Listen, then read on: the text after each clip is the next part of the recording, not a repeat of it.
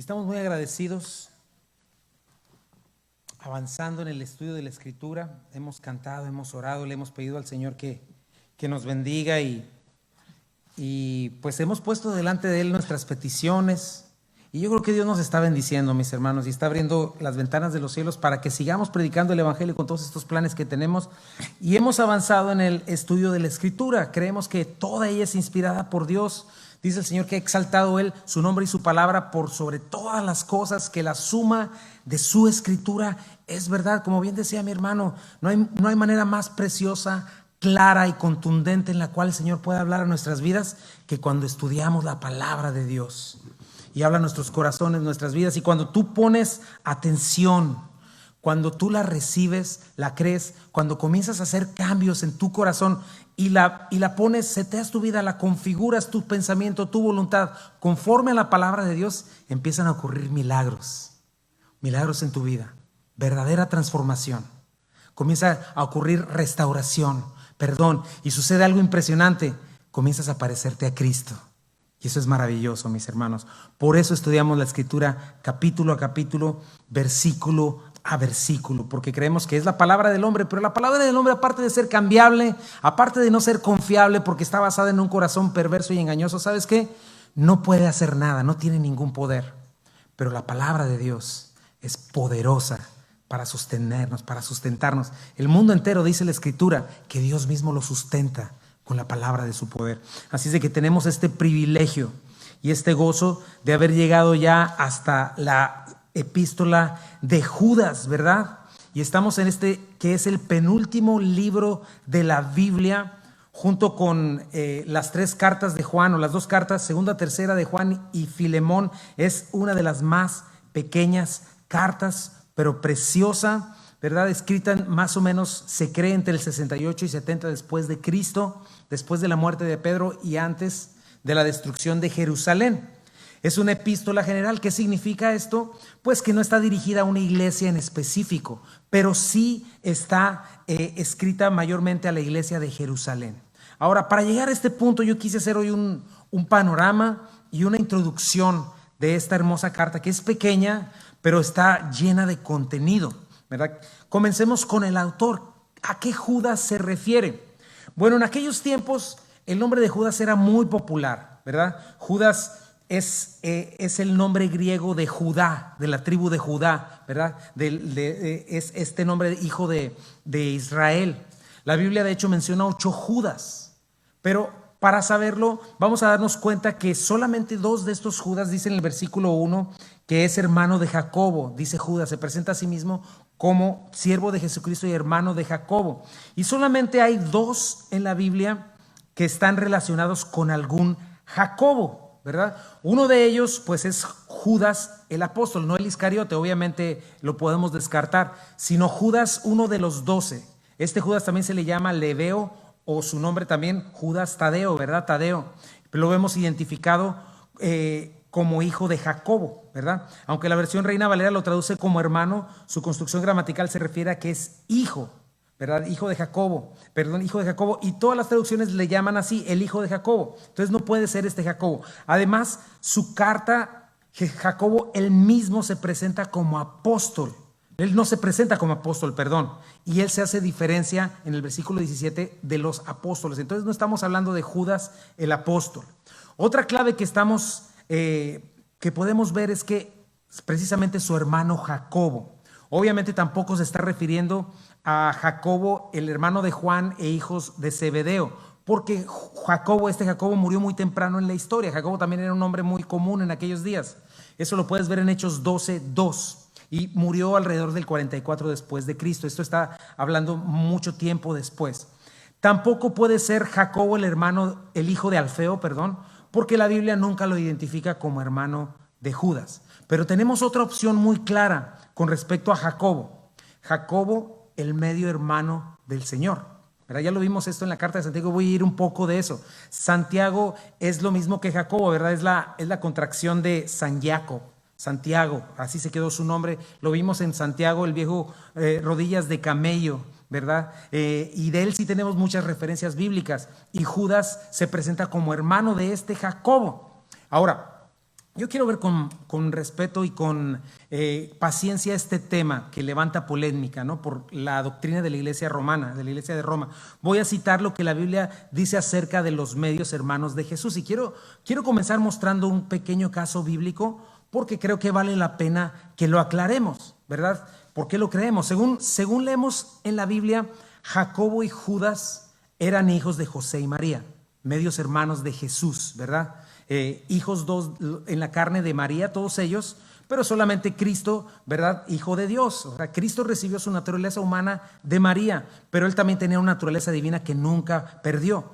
Pero de hecho la Biblia menciona en los 4 evangelios en diferentes ocasiones a María y a sus hijos, los hermanos de Jesús, ¿verdad? Sé que el hecho de decir que María tuvo otros hijos hace cortocircuito con esta doctrina no bíblica de que María fue virgen perpetua, de que fue sin pecado, de que fue corredentora, pero la Biblia no dice, fíjate que no dice una sola palabra al respecto, y de hecho estas doctrinas contradicen la enseñanza bíblica, ¿verdad? Para empezar, veamos este caso. La Biblia no enseña que el matrimonio o que la procreación o incluso que la misma sexualidad dentro del marco matrimonial sea un pecado. Todo lo contrario. Nos enseña que es un regalo de Dios, para empezar. Fíjate lo que dice Hebreos 13:4. Dice, honroso sea a todos el matrimonio y el lecho sin mancilla, pero a los fornicarios y a los adúlteros los juzgará Dios, ¿verdad?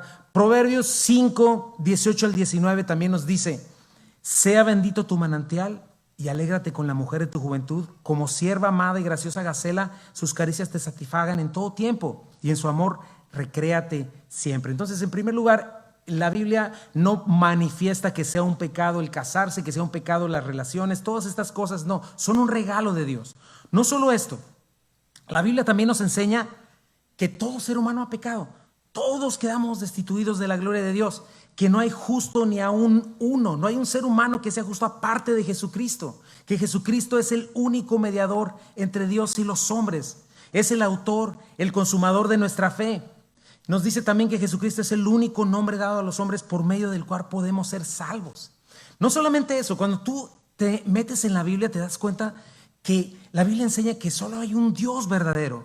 Y ese Dios es eterno, es omnisciente, es omnipresente, es omnipotente, es un solo sustentador y creador de todas las cosas. Lees que Dios no comparte su gloria con nadie, al contrario, es un Dios celoso, ¿verdad? Vemos que en la Biblia que Dios no tiene padre ni madre, porque Él es desde la eternidad hasta la eternidad el mismo Dios, ¿verdad? La Biblia también nos enseña que en Cristo tenemos libre entrada al Padre.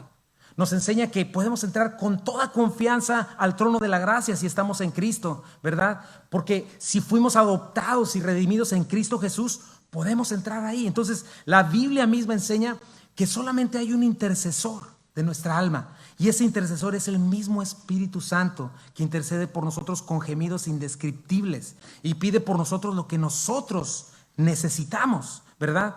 Nos enseña la Biblia que ya de por sí Dios quiere que los hombres sean salvos y que vengan al conocimiento de la verdad, ¿verdad? O sea, no necesitas a alguien más que le diga, Señor, hazme el favor, por favor, porque Dios no está lejano, Dios no está enojado, Dios no tiene los ojos cerrados, no está enojado con sus hijos, ¿verdad? No está diciendo, ay, no, que vengan y me pidan otros 3 o 4 o alguien más especial que tú para que yo te escuche. Eso no enseña la Biblia.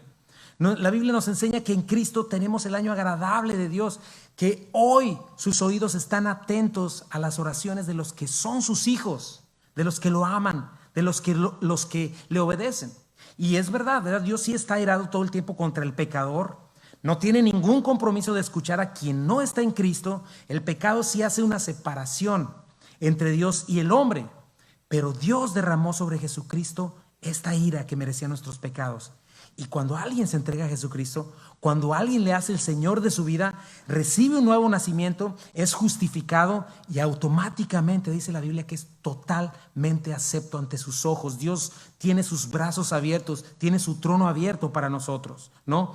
Y de ahí en adelante hasta nos da provisión. Dice que si pecas, pero confiesas al Señor como un buen padre, Él es fiel y justo para perdonarte y limpiarte de toda maldad. En otras palabras, la Biblia nos enseña que el Padre, el Hijo y el Espíritu Santo son uno y que en Él tenemos todo lo que necesitamos.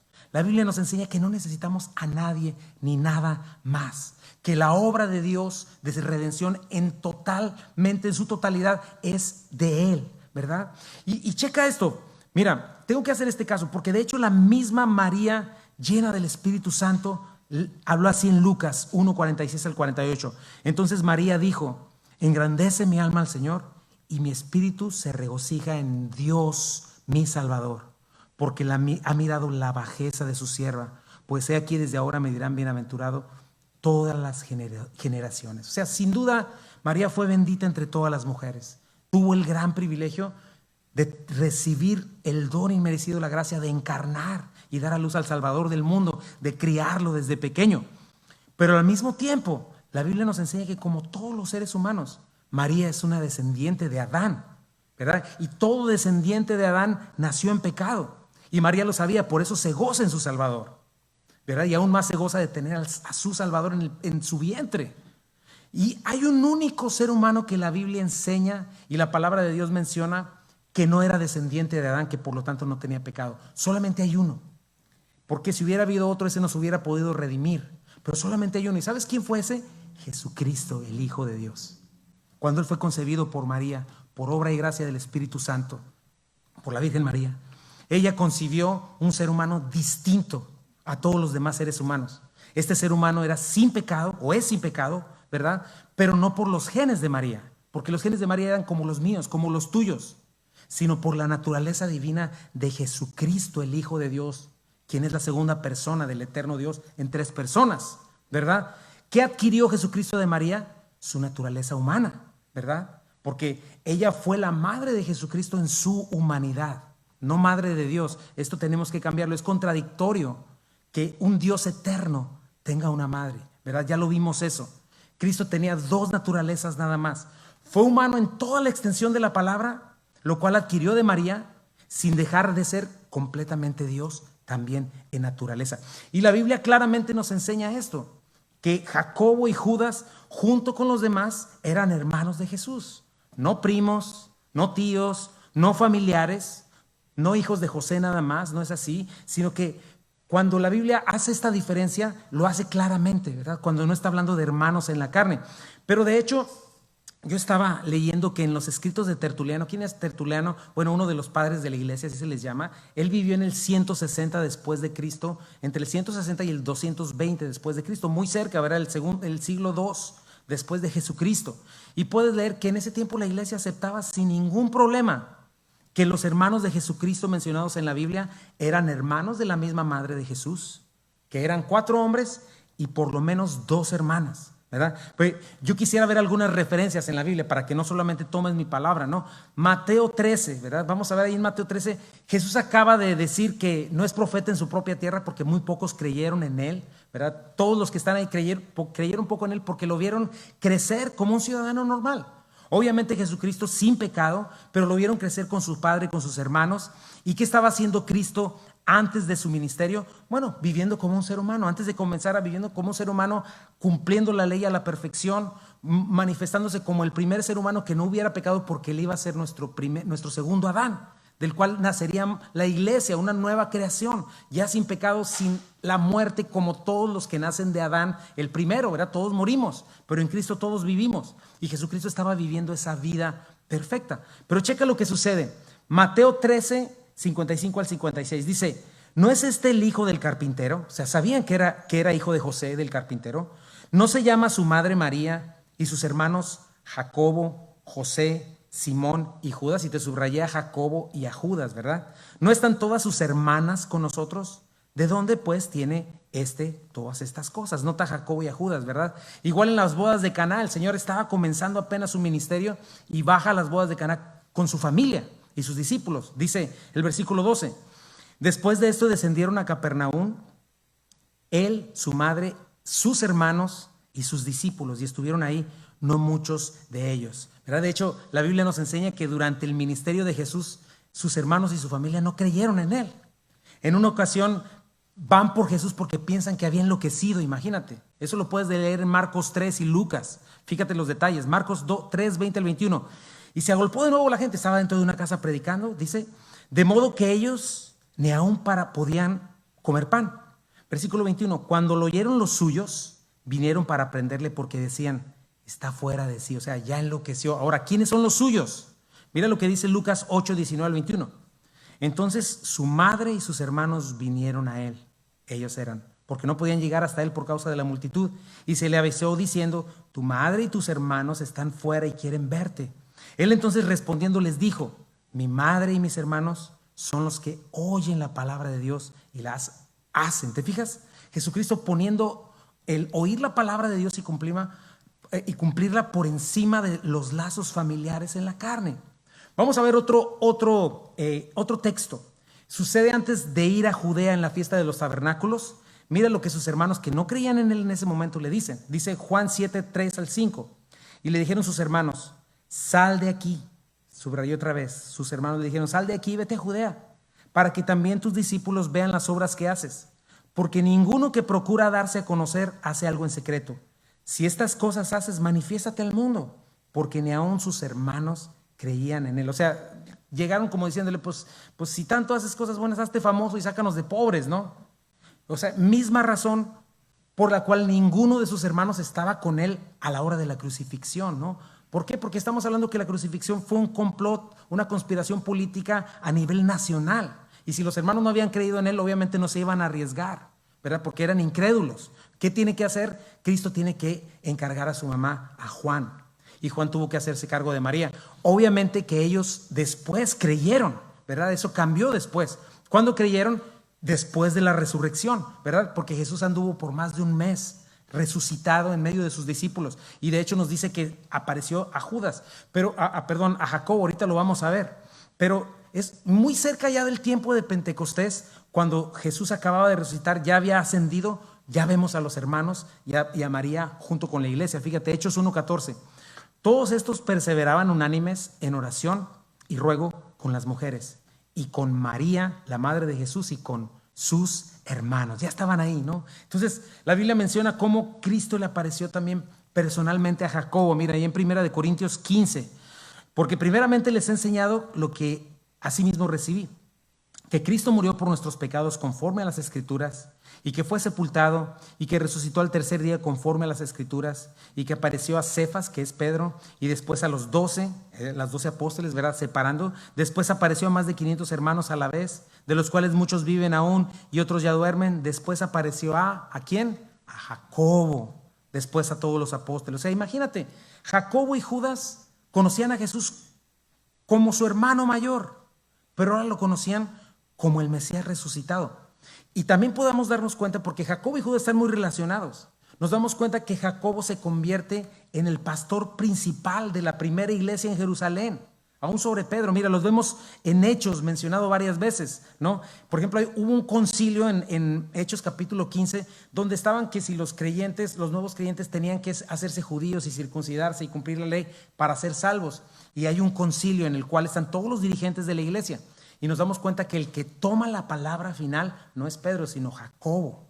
Y después hacen una carta y se cierra el asunto. Pero mira, dice Hechos 15, 13 al 19.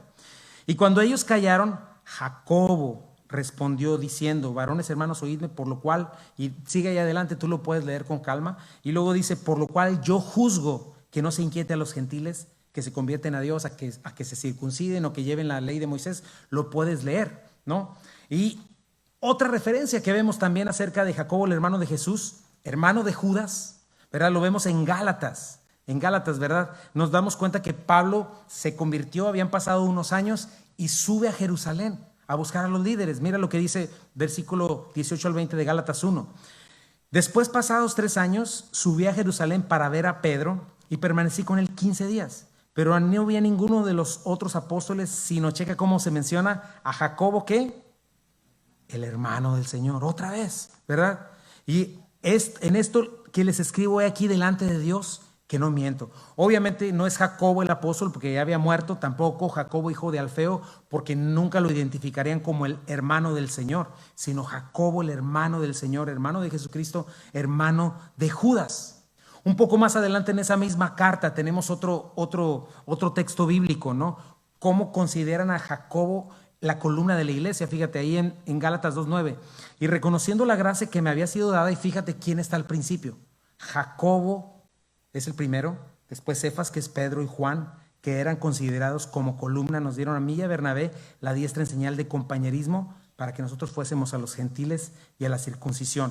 Ya casi terminamos con todas estas referencias bíblicas que nos muestran de qué Judas estamos hablando.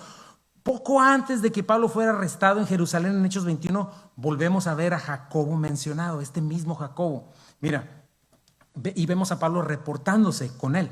Hechos 21, 17 dice: cuando llegamos a Jerusalén, los hermanos nos recibieron con gozo, y al día siguiente Pablo entró con nosotros a ver a Jacobo, y se hallaron reunidos todos los ancianos. Entonces, aquí hay muchas cosas que se pueden ver de lo que la Biblia nos enseña. Y como te digo, este es un caso que yo quería poner rápidamente, y es importante, y lo menciono porque nosotros, los cristianos evangélicos, mis hermanos, creemos en la autoridad total de la Escritura. Creemos que fuera de ella no hay seguridad. Creemos que Dios la inspiró y creemos lo que ella dice, así de sencillo, ¿no? Como dice, con toda claridad, ¿verdad? Y encontramos en la Biblia que Judas era hermano de Jacobo y los dos eran medios hermanos del Señor Jesucristo en la carne, ¿verdad? Y eso es lo primero que establezco en cuanto a Judas. Ahora, de Judas no hay tantas referencias históricas como de Santiago, ¿verdad? Santiago era el viejo rodillas de camello, lo vimos cuando leímos esta carta, ¿verdad? Pero algo que podemos ver es que era casado, probablemente por lo que vemos en las cartas de Pablo. Podemos ver que era un evangelista itinerante que andaba para allá y para acá predicando el evangelio. Pero en su carta, en esta carta, sí aprendemos de su fe, aprendemos de su fidelidad, de su corazón, lo que estaba en él, ¿verdad? De su amor por la verdad, por el evangelio, por la iglesia de Cristo, ¿verdad? Entonces ya establecimos qué Jacobo es. Ahora vamos a ver la siguiente parte. La razón de la carta, ¿por qué fue? Bueno, la razón de esta carta era la apostasía que ya había invadido a la iglesia, ¿verdad? Para eso le escribe Judas. En primer lugar, recordemos, Jesucristo, Pablo, Pedro, quien en su capítulo 2 de su segunda carta escribe muy paralelo a esta carta, están advirtiendo que vienen falsos maestros, lobos vestidos de oveja. Y lo que está haciendo Judas es diciéndonos, ya están aquí. Tienen que prepararse porque ya están aquí, están entre nosotros, ¿verdad? Y la apostasía es lo que está a la orden del día. Ahorita vamos a explicar un poquito más de eso, ¿no? Pero en segunda de Pedro 2, 1 al 3 nos dice: pero hubo también falsos profetas entre el pueblo, como habrá entre ustedes falsos maestros, que introducirán encubiertamente herejías destructoras y aún negarán al Señor que los rescató, atrayendo sobre sí mismos destrucción repentina. Y muchos seguirán sus disoluciones, por causa de los cuales el camino de la verdad será blasfemado, y por avaricia harán mercadería de vosotros con palabras fingidas. Sobre los tales, ya de largo tiempo, la condenación no se tarda y su perdición no se duerme. Entonces, checas la advertencia de Pablo, dice, ahí vienen. Pero Judas nos dice, ya están aquí, ya se instalaron, ya están infiltrados. Y nos damos cuenta que Judas no se enfoca en alguna falsa doctrina como los gnósticos, el judaísmo o alguna otra cosa. Judas se enfoca exclusivamente en el carácter de estos apóstatas, ¿verdad? Y ¿sabes qué otra cosa se me hace muy significativo? Que Dios en su providencia haya dejado esta carta de Judas precisamente como el penúltimo libro antes de cerrar el canon bíblico con Apocalipsis, donde Jesucristo va a ser revelado y donde Él va a juzgar a la tierra, ¿verdad? Y donde va a estar la última etapa de la historia humana como la conocemos. Entonces es un libro que nos advierte también a que estemos listos, mis hermanos. Y el más grande peligro de nuestros tiempos y de estos últimos tiempos, como lo estamos viendo hoy en día, es la apostasía. ¿Qué significa la apostasía? Bueno, la palabra apostasía es la deserción de la fe, deserción de la verdad. Cuando yo cierro la Biblia y empiezo a pensar, pues lo que cuenta es mi percepción, mi experiencia, mi opinión. No, delante de Dios lo único que cuenta es su palabra, es lo único que es verdadero, ¿verdad? Y el apóstata lo que hace es abandonar la escritura y volcarse a todas esas cosas de sí mismo, ¿no? Es una renuncia total de Dios. Es una rebelión total contra Dios y contra su verdad, ¿verdad? Ahora, la apostasía no es solamente los que están fuera de la iglesia, porque eso es claro, pero aquí estamos hablando de los que están dentro. Judas va a estar hablando de aquellos que, conociendo la verdad, conociendo el poder de Dios, deciden darle la espalda a Dios. ¿verdad? Justamente como lo hizo Judas Iscariote. ¿Te acuerdas? Judas anduvo con el Señor por 3 años y vio su poder y habló con Él, vio sus ojos, oyó sus palabras, vio sus milagros. Sin embargo, al final decidió darle la espalda, ¿verdad? Él fue testigo ocular, testigo del poder de Dios, de la bondad, y le dio la espalda, ¿no? Y es interesante que también esta carta que habla de la apostasía lleve el nombre del peor de los apóstatas, ¿verdad? Que es Judas. Ahora, esta es la apostasía: abandonar la verdad, darle la espalda a Dios definitivamente, a su palabra y a la iglesia, ¿verdad? ¿Y quiénes son este tipo de personas, verdad? Son gente que está en la iglesia, pero que aún conociendo y viendo todo tienen una agenda distinta, ¿no? Segunda de Tesalonicenses nos dice cuál es la razón. Dice: el malvado, hablando de Satanás, ¿verdad? Cuando venga el anticristo, vendrá por obra de Satanás con toda clase de milagros, señales y prodigios falsos. Con toda perversidad engañará a los que se pierden por haberse negado a amar la verdad y así ser salvos. Por eso Dios permite que por el poder del engaño crean en la mentira. Así serán condenados todos los que no creyeron en la verdad, sino que se deleitaron en el mal. Entonces, ¿quiénes son? ¿Por qué llegan a la apostasía? Son aquellos a los que Dios quita su mano definitivamente y los entrega a la mentira, porque voluntariamente se niegan y dicen: sí, yo lo estoy viendo, pero yo me niego a verlo, no lo creo. Se entregan a sus pecados, se entregan a sus deseos. Dice aquí en Tesalonicenses: se deleitan en el mal. Y lo que hace el Señor es abandonarlos a sus deseos, ¿verdad? Darles lo que piden. Y sin duda vivimos en estos tiempos, mis hermanos, y son tiempos peligrosos. Tú puedes darte cuenta, hoy en día la cultura se está cayendo en pedazos. Los deportes, la política, la educación, el entretenimiento, la religión, están corruptas por el pecado humano. Y no es que estemos demonizando todo, o sea, sea honesto, solamente échale una vueltecita a la TV, a las redes sociales, las aplicaciones que tenemos hoy en día, los noticieros, ¿verdad? Todas estas aplicaciones que tus hijos checan, chécalos para que los veas, los noticieros. Es más, los programas para niños. Ya no puedes dejar a tus hijos, y no deberías de hacerlo con el YouTube viendo lo que sea, porque hay cosas de este tipo que les están adoctrinando desde chiquititos, desde lo que están viendo. Observa bien lo que están viendo. No porque haya muñequitos es que todo está bien. Todo esto que está plagado de una ideología malvada, literalmente ya está contradiciendo al Dios y el creador y el sustentador y el dueño de todo, ¿no? El único que establece lo que es santo, bueno y justo es Dios, y el hombre lo está literalmente negando, ¿verdad? Hoy en día lo que vemos en todos estos programas, ¿qué es lo que se exalta? La soberbia, la inmoralidad sexual, en todas sus formas: el adulterio, la fornicación, el homosexualismo, la pedofilia, el transgénero. Todo eso está en las mismas películas que estás viendo y programas, y en los talk shows, en todo lo que escuchas. Estamos plagados de doctrinas de demonios, de religión falsa, ideologías torcidas que literalmente han cambiado el lenguaje. A lo malo llaman bueno y a lo bueno malo, ¿verdad? Esta cuestión de legalizar el aborto con la falsa premisa de una libertad, entre comillas. La mutilación de niños con la excusa de déjalos ser porque van a ser más felices, ¿no? La misma llamada ciencia, mi hermano, que está negando la biología más básica. Por eso se le llama falsamente ciencia. O sea, la biología más básica entre la biología del sexo de un hombre y una mujer, ¿verdad? Ya dicen que eso no significa nada, que la cultura es la que manda, aunque cada célula de nosotros es diferente entre mujeres y hombres. Científicamente eso es. O sea, vivimos en esta sociedad que pretende establecer la maldad como la norma. Y no solamente está pasando eso, ya lo mencioné hace ratito, está condenando, está aborreciendo y rechazando, e incluso llamando racistas y odiadores cuando hablamos de absolutos, cuando hablamos de la verdad, cuando hablamos de la justicia y de la santidad, cuando hablamos de un Dios como diseñador de la familia, de un papá, una mamá, de hijos, cuando hablamos del género como algo maravilloso, porque Dios creó la masculinidad y gloria a Dios, Dios creó la feminidad y gloria a Dios, y todo eso se escupe, ¿no? Y cuando hablamos de eso, cuando hablamos de todas estas cosas que son un retrato de la bondad de Dios, enloquecen. Y más cuando decimos, ¿sabes qué? Sí hay un juez, Dios de toda la tierra, que va a dar el pago a los malvados, y tú vas a tener que rendir cuentas delante de él. Olvídate. Ya, yo creo que van a llegar leyes en las que te van a meter a la cárcel por decir eso.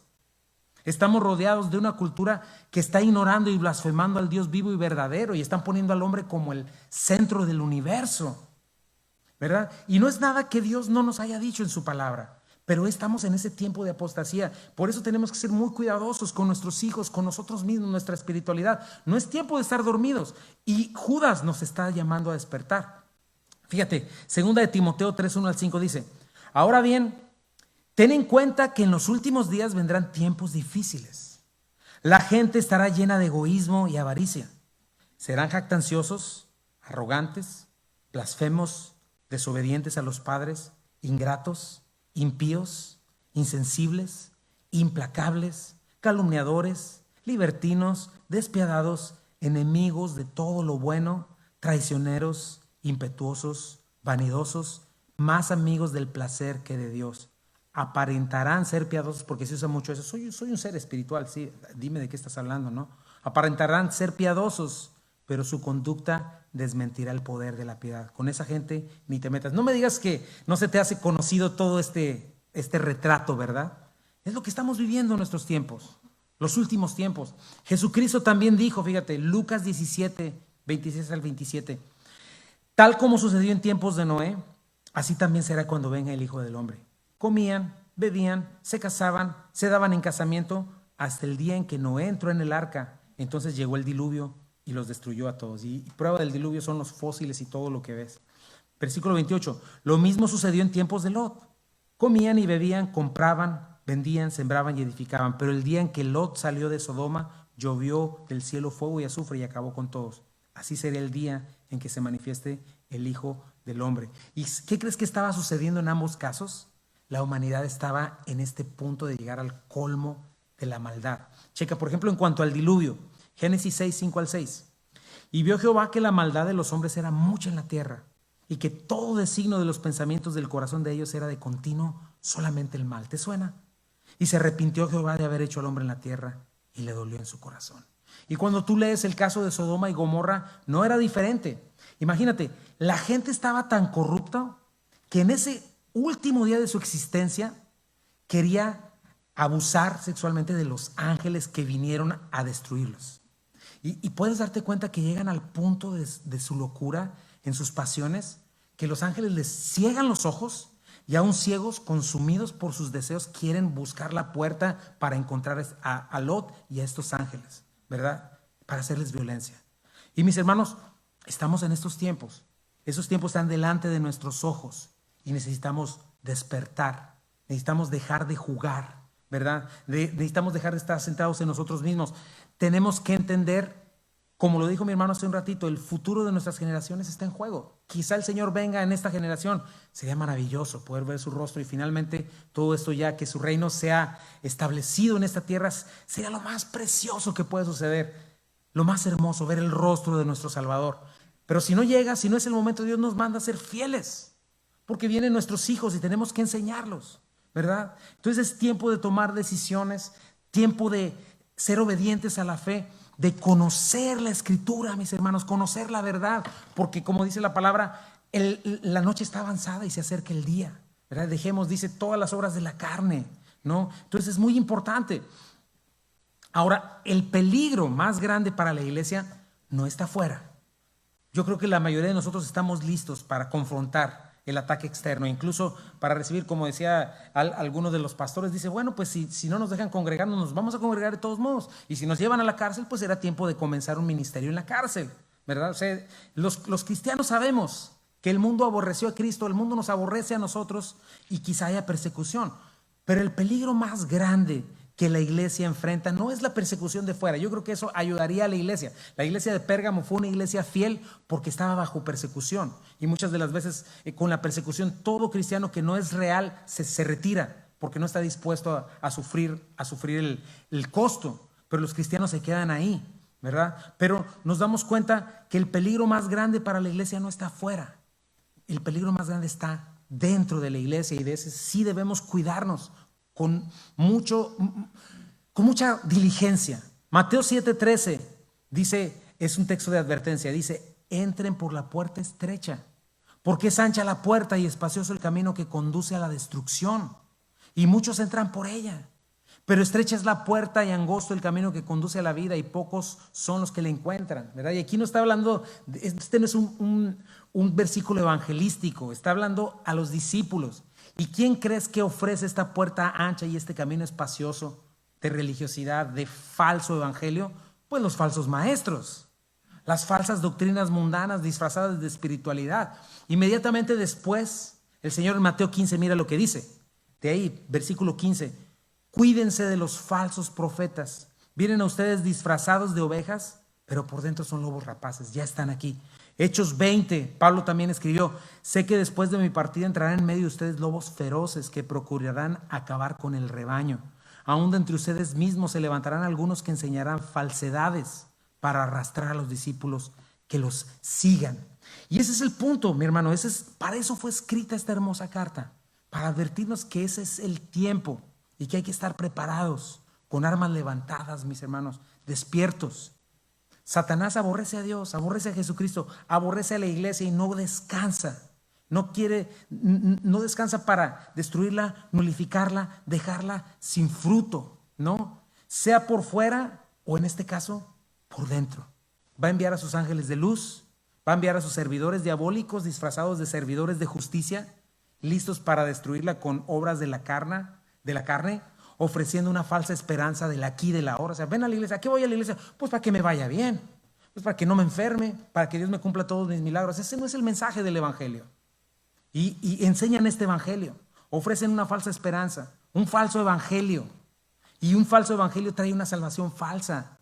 Y ese es un impacto eterno, porque estamos hablando de perdición eterna. Ahí mismo en Mateo 7, poquito después, dice, cuando llegan y le dicen: Señor, profetizamos, hicimos esto y aquello, dice el Señor: nunca les conocí, apártense de mí, hacedores de maldad. No quieres llegar a ese punto, y los falsos maestros traen este tipo de mensaje. Por eso tenemos que abrir nuestros ojos. Tenemos que dejar de jugar a la religión. Tenemos que dejar, dice la Biblia, no te apoyes en tu propia prudencia. Reconoce a Jehová en todos tus caminos y Él enderezará tus veredas. Juan, en 3 de sus cartas, nos habla de la verdad. Nos habla de la importancia de saber discernir y diferenciar. Lo estuvimos viendo con claridad. Y nos dice: ustedes son la casa de Dios, ¿verdad? En Tito, la iglesia del Dios viviente, la columna y el baluarte de la verdad. Y esta carta es una de las últimas advertencias y amonestaciones a que estemos velando, a que estemos despiertos, asegurarnos de que estamos en la verdad, en el verdadero. Dice la Biblia eso. Y chéquense a ustedes mismos si están en la fe, ¿no? Y sin exagerar, mi hermano, la maldad se ha ido multiplicando más y más. O sea, la iglesia ha sido invadida por falsa doctrina y en muchos de los casos ha sido infiel. Solo asómate un poco a las noticias. Pero el odio por la iglesia, el odio por la verdad es todavía más evidente. Y estas leyes de las que hablé hace ratito, por las cuales oramos, van a afectar directamente a la iglesia y a la misma Biblia. Te digo que no falta mucho en que saquen una ley en que te prohíban leer versículos como varón y hembra los creó, como Dios aborrece el homosexualismo o cualquier cuestión, no solamente eso, ¿verdad? Sino cualquier cuestión de inmoralidad sexual, ¿no? Lo que favorezca las relaciones heterosexuales, al hombre, a la mujer, ¿verdad? O sea, no es loco ver que esas cosas vienen. Y cuando entremos a Apocalipsis, nos vamos a dar cuenta que solamente 2 iglesias se mantienen firmes. Es Pérgamo con la persecución y la otra es Filadelfia, que se mantuvo fiel a la palabra. Y las otras 5, de una manera u otra, son afectadas por pecado, por mentira, por darle entrada a estas cosas de pecados y no mantener una línea. Dios nos llama a ser santos y eso significa que también debemos tener una mirada que haga diferencia entre lo santo y lo impuro, entre lo que es bueno y lo que es malo. Y nosotros, para poder tener eso, necesitamos la palabra de Dios. ¿Ok? Entonces, este es de lo que la Biblia va a estar hablando, de lo que este Judas va a estar hablándonos. Pero me gustaría hacer un panorama rápidamente en esta carta. Y después vamos a orar, ¿verdad? Para que la semana entrante estemos listos para adentrarnos en su contenido. Porque esto es a modo de introducción. Pero vamos abre tu Biblia ahí, si ya la tienes en la carta de Judas, ¿verdad? Que es una carta justo antes de Apocalipsis. Y vamos a hablar de este panorama rápidamente, ¿no? En primer lugar, demos lectura. Dice: Judas, siervo de Jesucristo y hermano de Jacobo, A los llamados santificados en Dios Padre y guardados en Jesucristo, misericordia y paz y amor os sean multiplicadas. Primeramente veamos esto, veamos lo que está a grandes rasgos y por encima lo que esta hermosa carta trae para nosotros. Lo primero que hace Juan es darnos una declaración hermosa de seguridad. ¿Por qué? Porque nos va a hablar de contender ardientemente por la fe. Y cuando habla de estar contendiendo, habla de que somos soldados y vamos a una batalla, ¿verdad? Estamos contendiendo ardientemente por la fe. Y entonces lo primero que hace Judas es darnos la seguridad del llamado del Señor. Y cómo estando en el Señor vamos a prevalecer. O sea, literalmente Judas nos comienza diciendo, vas a una guerra, pero no te preocupes, no vas a morir en esa guerra, vas a ser vencedor, ¿no? Y el pensamiento dominante es esto, la exhortación de Judas a estar contendiendo ardientemente, ¿verdad? Porque los enemigos de la verdad están ahí, los apóstatas están dentro y fuera de la iglesia, ¿verdad? Y bueno, ese es el primer punto que veremos cuando estemos en la palabra de Dios, ¿verdad? Aprenderemos que en Cristo estamos seguros, pero necesitamos levantarnos, ¿verdad? ¿Cómo les llama? Fíjate, llamados, santificados en Dios Padre y guardados en Jesucristo. Misericordia y paz o sean multiplicados. O sea, somos llamados, santificados en Dios nuestro Padre, somos guardados en Jesucristo, tenemos de Él misericordia, es decir, Dios no nos da lo que merecemos, somos redimidos, somos perdonados en Cristo, tenemos paz para con Dios, su paz que sobrepasa todo entendimiento, por lo tanto podemos tener paz con nuestro prójimo, tenemos de Dios amor que nada nos podrá, del cual nada nos podrá separar. Fíjate lo que dice Romanos 8, el que no escatimó ni a su propio Hijo, sino que lo entregó por todos nosotros, ¿cómo no nos dará también con Él todas las cosas? ¿Quién acusará a los escogidos de Dios? Fíjate, checa todas esas preguntas y subráyalas. Dios es el que justifica. ¿Quién es el que nos condenará? Subraya eso también. Cristo es el que murió, más aún el que también resucitó, el que además está a la diestra de Dios, el que también intercede por nosotros. Otra pregunta, ¿quién nos separará del amor de Cristo? Tribulación, angustia, persecución, hambre, desnudez, peligro, espada, como está escrito, por causa de ti somos muertos todo el tiempo. Somos contados como ovejas del matadero. Antes en todas estas cosas, por medio del que nos amó, somos más que vencedores, por lo cual estoy seguro de que ni la muerte, ni la vida, ni ángeles, ni principados, ni potestades, ni lo presente, ni lo porvenir, ni lo alto, ni lo profundo, ni ninguna otra cosa creada nos podrá separar del amor de Dios, que es en Cristo Jesús, Señor nuestro. Claro, porque Judas va a comenzar a hablar de apóstatas y no es difícil que empecemos a pensar, ¿y qué tal si yo apostato? ¿Qué tal si esto? No, Judas nos está enseñando a estar preparados, pero en primer lugar pone el cimiento de nuestra seguridad. Número 2, vamos a aprender también el peligro de la realidad de los apóstoles. Fíjate, versículo 3 dice, amados, por la gran solicitud que tenía de escribirles acerca de nuestra común salvación, me ha sido necesario escribirles exhortándoles que contiendan ardientemente por la fe que ha sido una vez dada a los santos. Y comienza diciéndonos, tenemos solamente una fe, solamente una verdad, y tenemos que conocerla, entenderla, atesorarla. Y lo más importante que dice Juan, una vez que aprendas a hacer esto, tienes que contender por ella. O sea, es el momento de defenderla. No estamos defendiendo un partido político o una ideología mundana. Estamos defendiendo la fe que como un regalo Dios nos ha concedido, y es el tema principal de la carta, cómo contender por la fe, y no solamente en un sentido teológico, ¿verdad?, sino en una vida entregada, rendida al Señor, a la verdad, preparándonos para retener esto, para contener esto, ¿verdad?, y parándonos en la línea de fuego a pesar de cualquier persecución, amando la verdad. Fíjate que la palabra contender, ya lo estaremos viendo con calma, es la palabra epagonizomai, griega, que significa de una palabra compuesta, epi, sobre, y agonizomai, luchar, que habla de esto de pelear, combatir hasta dejar la carne en el piso, ¿verdad? De ahí viene la palabra agonizar. Y Judas nos va a enseñar cómo, y vamos a aprender eso, que no hay lugar para la tibieza. Estamos en guerra, no podemos dormir, hay que despertar. La maldad está suelta. Judas versículo 4 dice, la razón, porque algunos hombres han entrado encubiertamente, los que desde antes habían sido destinados para esta condenación, hombres impíos que convierten en libertinaje la gracia de nuestro Dios y niegan a Dios, el único soberano, y a nuestro Señor Jesucristo. Nos va Judas a amonestar a que entendamos que estos lobos de oveja, vestidos de oveja, son una realidad, están dentro de la iglesia, ¿verdad? Y obviamente dice que Dios es soberano y que ya los tiene destinados a la condenación. Pero por eso también vamos a aprender que es algo muy serio. Para Dios es algo muy serio el pecado. Y nos va a ayudar también a recuperar nuestro temor limpio de Dios. Y nos dice que si estamos dormidos, podemos ser confundidos en nuestra fe, lastimados, y podríamos hasta tropezar, ¿verdad? Y Judas nos va a mostrar su carácter, ¿verdad? El comportamiento, la filosofía de estos hombres malvados, ¿verdad? Dice que son impíos, eso significa que no toman en cuenta a Dios, tergiversan la gracia de nuestro Señor, es decir, la libertad en Cristo la convierten en libertinaje, ¿verdad? En una licencia para pecar. Con sus actos niegan al único Dios y soberano Jesucristo, ¿verdad? Son señores de su propia vida, es decir, no es cierto que están sujetos a Dios, están sujetos a su propio perverso corazón, son rebeldes a la verdad, son fieles a su perverso corazón. Y Judas también nos va a mostrar su destino. Eso lo vamos a ver en la siguiente parte. Nos muestra cómo, lo que te dije hace ratito, Dios aborrece el pecado. Y vamos a ver 3 ejemplos, ¿verdad? De la historia humana y de cómo Dios trató con ellos. Vamos a ver este punto 3. Veremos 3 ejemplos que nos mostrarán que Dios no dejará sin castigo a estos hombres. Dice, versículo 5.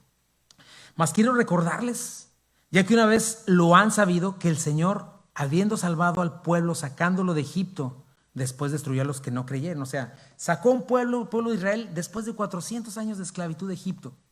El problema fue que ellos nunca quisieron sacar a Egipto de sus corazones. Y finalmente Dios tiene que destruirlos a los incrédulos y quedan postrados en el desierto. Sin importar que Dios había hecho una salvación impresionante, ¿no? Y esto me recuerda a Cristo, quien muere por los pecados del mundo entero, ¿verdad? Quien es la puerta al perdón, a la reconciliación, quien la puerta de vida eterna está abierta, pero no todos creen, ¿verdad? Y muchos que incluso estén en la iglesia van a despreciar a Dios, así como esos israelitas, ¿verdad? No van a perseverar, pero dice Judas, no van a quedar sin castigo, ¿no?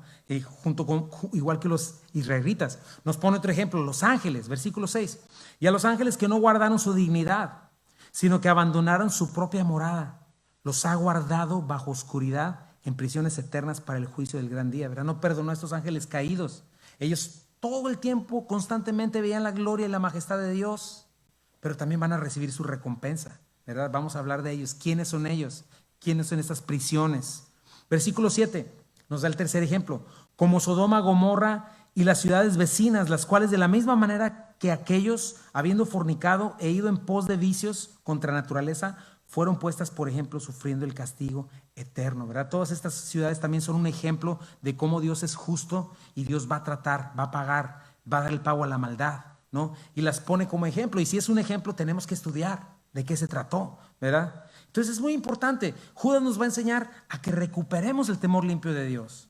¿Cuántas falsas doctrinas andan por ahí diciendo que Dios no está enojado?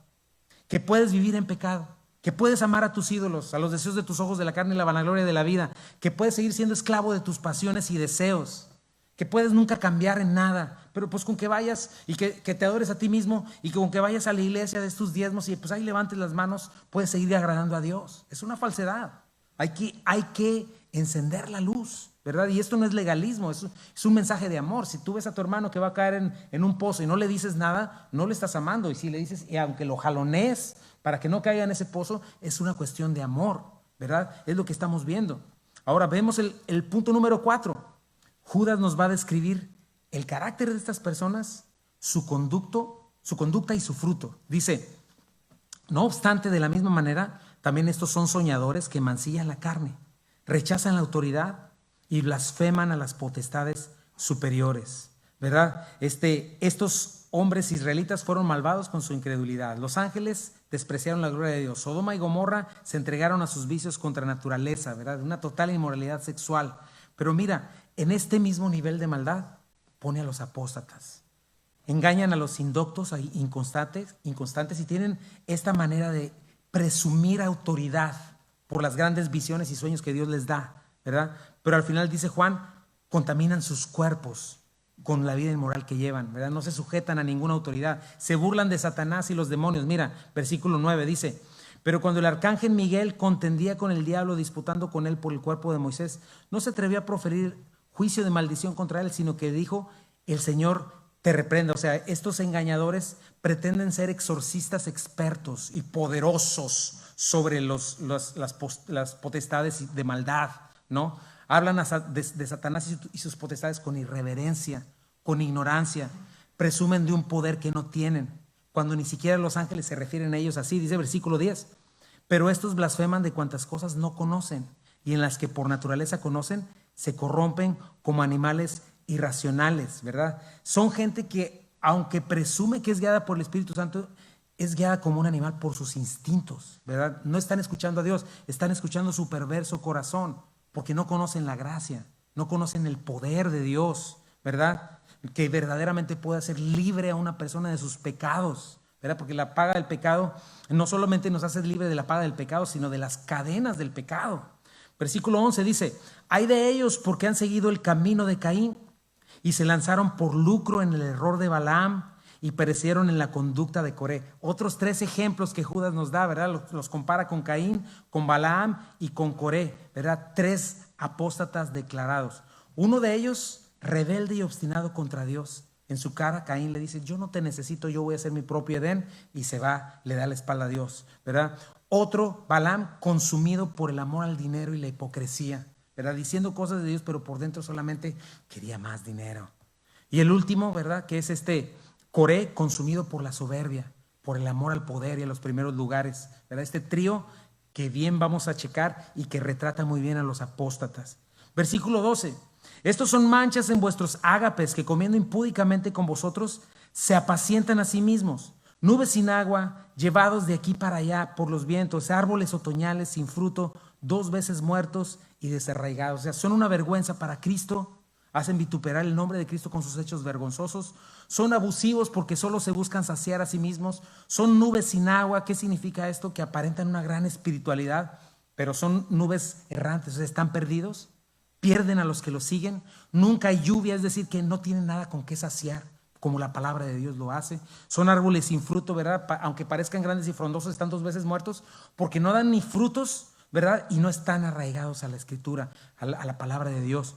Versículo 13 dice, fieras ondas del mar que espuman su propia vergüenza, estrellas errantes para las cuales está reservada eternamente la oscuridad de las tinieblas. Mira cómo los compara Judas con olas como tsunamis, ¿verdad? Que destruyen y que solo dejan el rastro de sus actos vergonzosos, ¿verdad? Estrellas errantes y fugaces, ¿verdad? Los creyentes, ¿qué somos? Luminares en el mundo, la luz del mundo, ¿verdad? Pero estos son llamaradas de petate, son falsos porque están en tinieblas y solamente enseñan tinieblas. Y Juan nos va a dar también una ilustración y una amonestación que el juicio viene para ellos. O sea, otra vez dice Judas 1:14, de estos también profetizó Enoc, séptimo desde Adán, diciendo, he aquí vino el Señor con sus santas decenas de millares para hacer juicio contra todos y dejar convictos a todos los impíos de todas sus obras impías que han hecho impíamente. 3 veces, fíjate.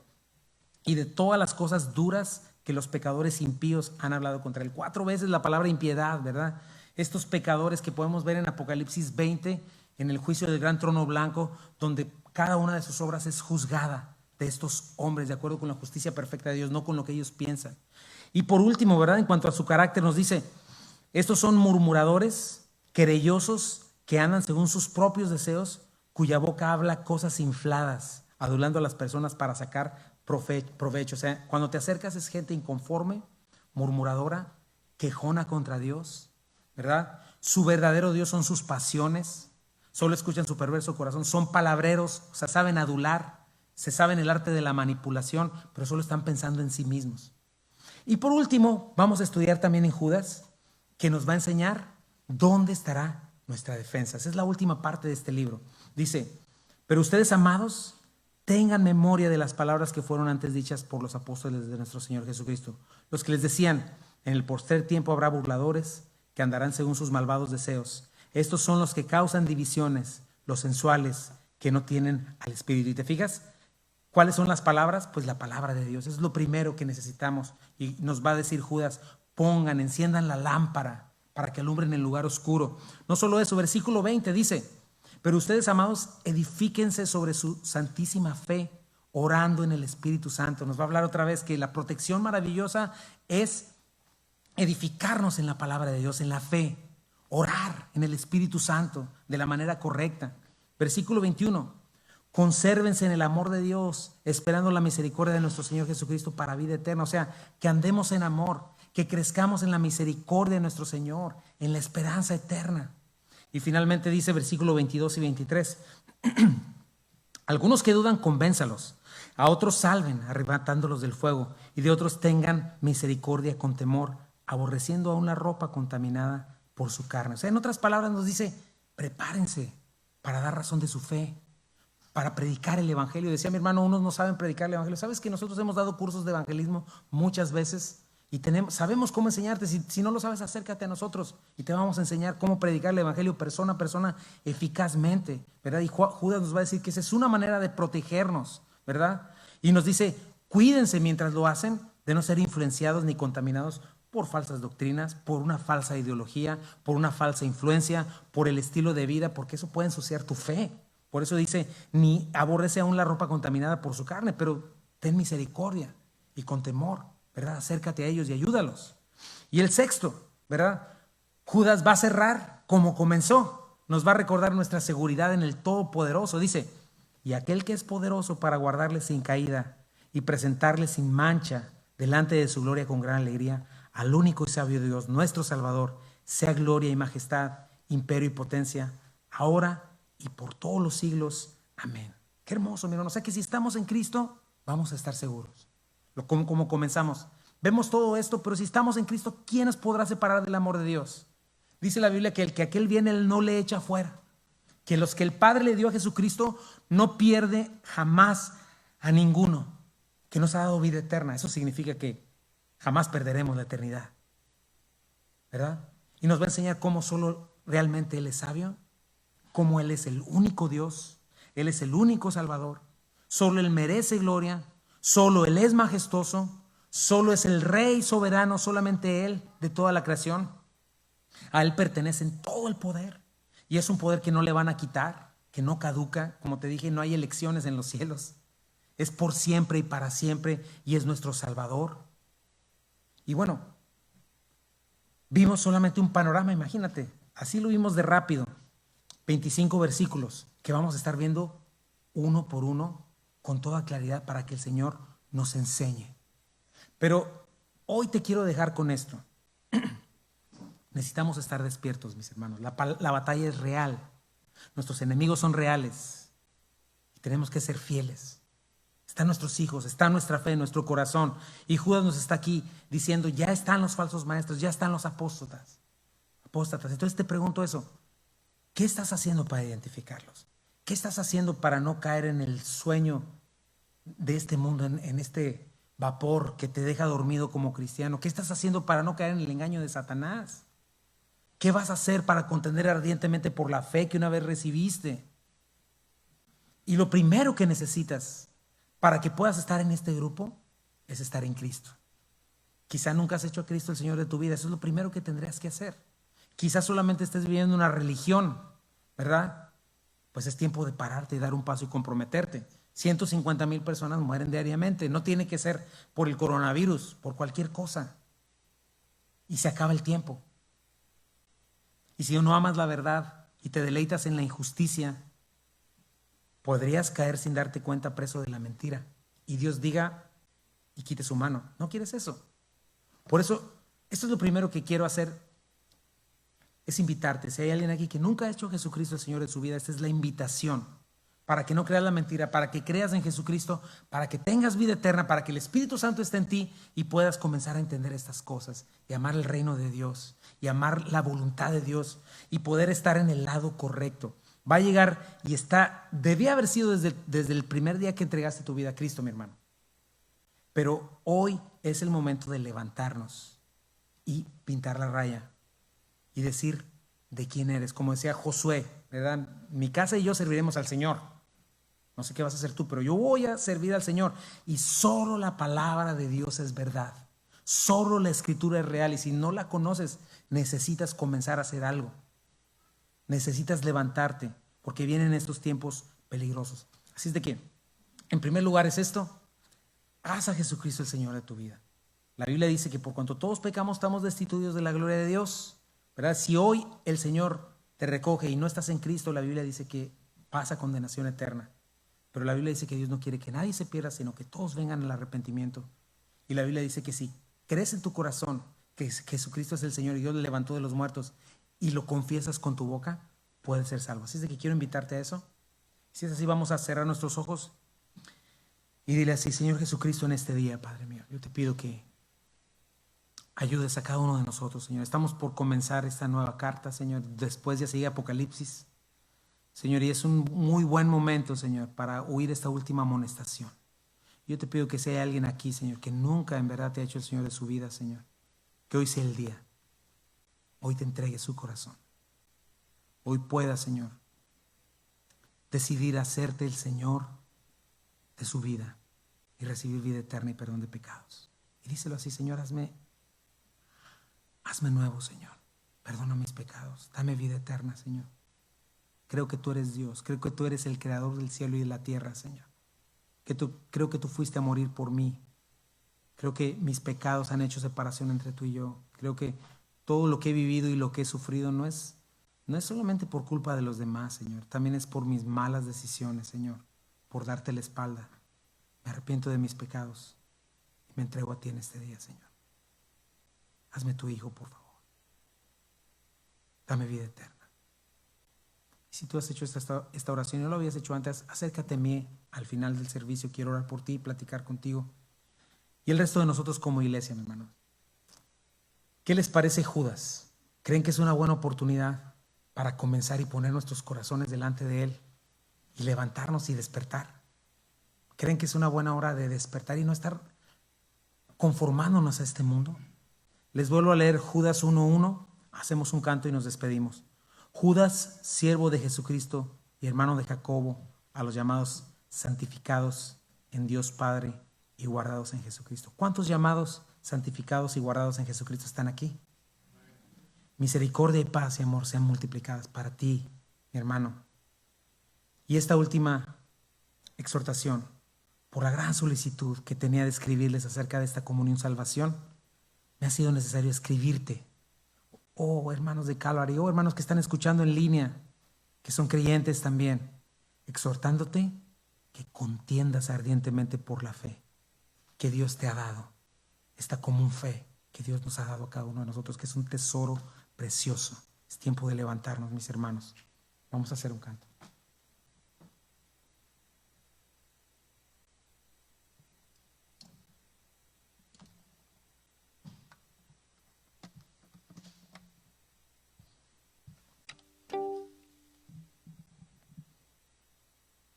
Y dile: lo único que quiero es cuando ves mi vida encuentres algo verdadero, un corazón sincero.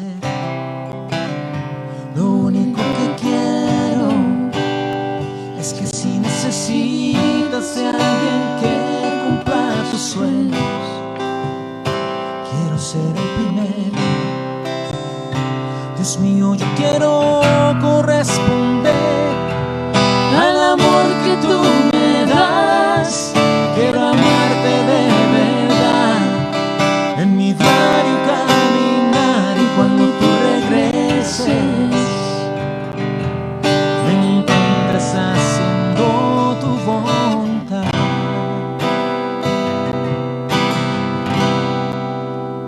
No dejes que mi vida se desperdicien cosas que la pena no valdrán. Afanes ya no más, sino que cada día aplique tu palabra en mi forma de pensar, mi diario caminar. Dios mío, yo quiero corresponder al amor que tú me das. Quiero amarte de verdad, en mi diario caminar, y cuando tú regreses me encuentres haciendo tu voluntad. La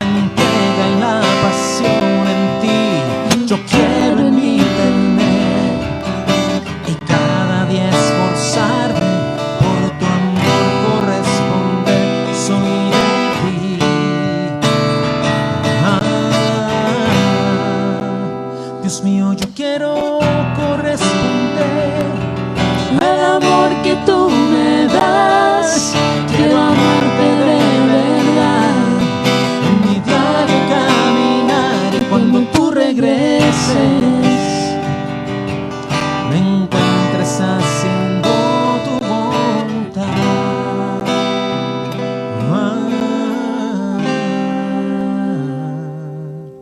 Gracias, Señor.